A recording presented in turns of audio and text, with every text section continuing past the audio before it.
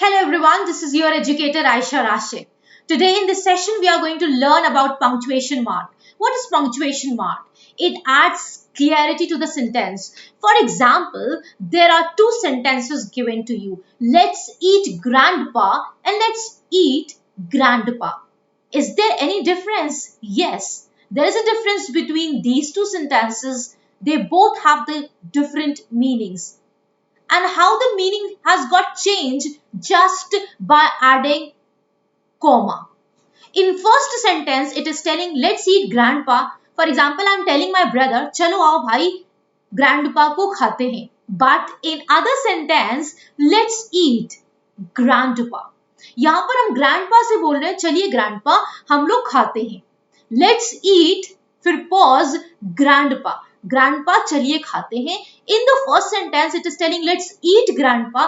चलो grandpa को खाते हैं. So whenever you are putting punctuation mark, you have to be very careful. In this video we are going to learn about punctuation mark. Let's begin with.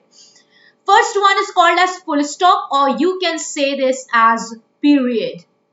This is so called as comma. This is called as colon. This is called as semicolon. This is question mark. This is exclamation mark. This is forward slash, and this is called as backward slash. This is apostrophe. This is hyphen. This is small one is called as hyphen, and this one is called as dash. Ellipsis dot dot dot is called as ellipsis. Round brackets are also called as parenthesis, and last one is quotation mark. So first one we're going to discuss about apostrophe. What is all about apostrophe is simply whenever you have to show possession. क्या दिखाना होगा? Possession दिखाना होगा. For example, आपको बोलना है सीता की car. Apostrophe, इसको ऊपर कॉमा नहीं पढ़ते, इसको क्या बोलते हैं? Apostrophe, right? आपको बोलना है सीता की car. You will write like Sita's car, right?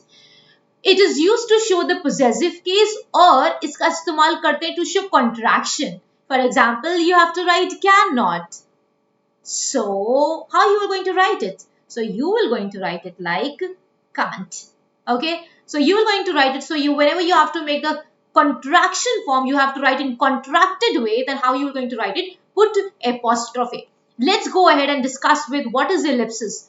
The omission from speech or writing of a word or words that are superfluous or able to be understood from the contextual clues.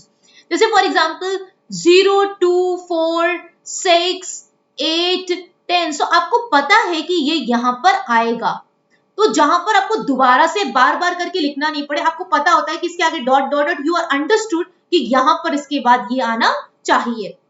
For example हमने लिखा 1, 3, 5, 7, 9 dash dash dash 15, तो आपको पता है यहाँ पर odd number है, यहाँ पर 11 आना चाहिए, यहाँ पर क्या आना चाहिए? 13 आना चाहिए. So let's go ahead. Now understand what is an exclamation mark. It is used to show what excitement, right? लिखा हुआ an exclamation mark is used to show excitement or emphasis. It is cold. जैसे यहाँ पर लिखा हुआ it is cold, मतलब बहुत ही ज्यादा एक्साइटमेंट है और it is cold, right? Next sentence, next बढ़ते हैं. What is all about hyphen. So this छोटा वाला इज कॉल्ड एज हाइफन, और जो बड़ा होता है इसको स्टूडेंट्स क्या बोलते हैं? डैश बोलते हैं. माय डियर, इसको क्या बोलते हैं? डैश बोलते हैं, राइट? तो हाइफन का इस्तेमाल हम लोग कैसे करते हैं? अगर आपको जोड़ना है कंपाउंड नाउन को, जैसे सिस्टर इन लॉ, तो यहाँ पर आप क्या लगा दोगे? हाइफन लगाओगे, डैश नहीं लगाओगे. यहाँ पर क्या लगेगा? हाइफन. दूसरा इस्तेमाल, जैसे आप एक लाइन में, मान लीजिए यहाँ पर लाइन है, इसमें आपको लिखना है, राइट? जैसे फॉर एग्जाम्पल आपको लिखना है एस्टैब्लिशमेंट, तो हमने यहाँ पर लिखा एस्टैब्लिश. अब यहां तक कि स्टैब्लिश तो हो गया, अब मेंट लिखना है, तो यहां पर आप हाइफन लगा दोगे और यहां पर क्या हो जाएगा? मेंट हो जाएगा. So it is used to complete the word, right? Next बढ़ते हैं parenthesis, so called as round brackets.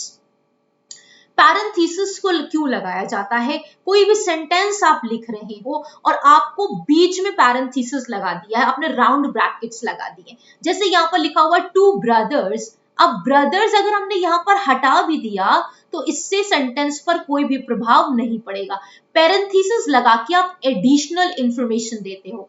कैसी इंफॉर्मेशन? एडिशनल इंफॉर्मेशन दिया जाता है. क्या दिया जाता है इससे, इसको हटाने से या इसके लगाने से सेंटेंस पर, जो मेन सेंटेंस है, इस पर कोई भी प्रभाव नहीं पड़ता है। The two brothers were learning how to play football. This sentence is also correct.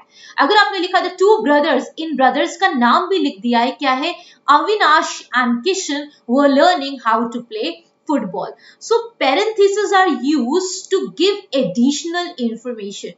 Right अब नेक्स्ट बात करते हैं व्हाट इज पीरियड और so called as full stop.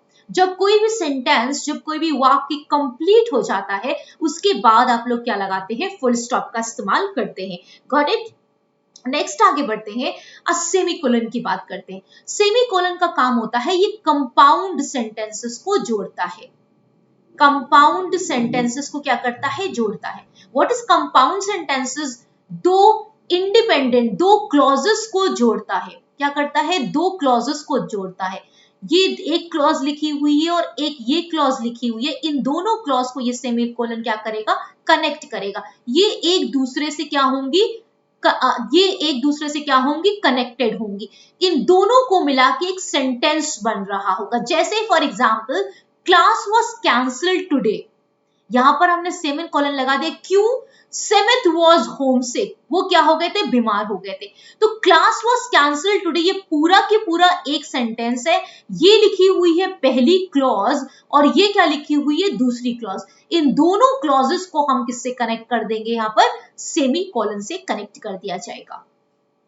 Next बात करते हैं, this is most of you know this, what is question mark, whenever you are asking somebody question, है ना, at the end of the question you have to place what, you have to place question mark. A question mark is used at the end of the question. जैसे यहाँ पर question हमारा क्या, what is your, क्या है तुम्हारा नाम, उसके बाद में आपने क्या लगा दिया, प्रश्नवाचक लगा दिया। नेक्स्ट हम बात करते हैं, what is quotation mark.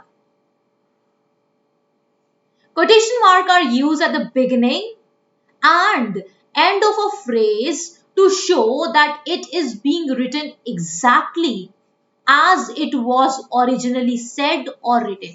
किसी के भी वर्ड्स को आप ज्यों का त्यों लिख देते हो, उसको किस में लिखते हो, हमेशा कोटेशन मार्क में लिखते हो। किस में लिखते हो स्टूडेंट्स, कोटेशन मार्क में। जैसा जिसने कहा है उसको आप एज इट इज कोट करते हो, एज इट इज लिख देते हो, उसे क्या बोलते हैं, कोटेशन मार्क्स बोलते हैं। आई होप सो आपको वीडियो जरूर अच्छा लगा होगा and all the very best for your future endeavours. Keep learning, keep growing. Thank you everybody.